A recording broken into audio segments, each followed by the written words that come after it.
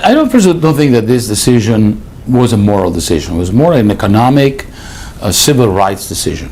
There are people in this country who believe that they live together and they are in some sort of a relationship that to them is similar to the relationship of people who are married, and they are obligated according to the law to pay more taxes and enjoy fewer rights. In some way, I understand the decision of the court not to discriminate against a specific group of people. And in that sense, I don't think that it has any moral implications.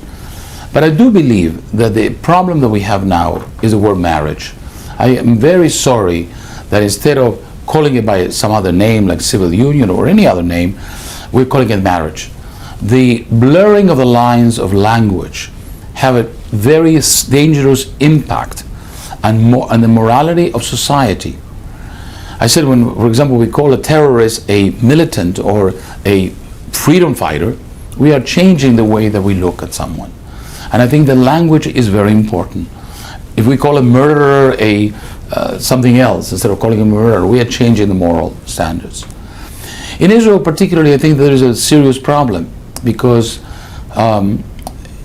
the gay movement in Israel has to be very careful, because to deny the declarations of the Torah in a public and social framework implies a kind of rejection of the Jewish identity of the state.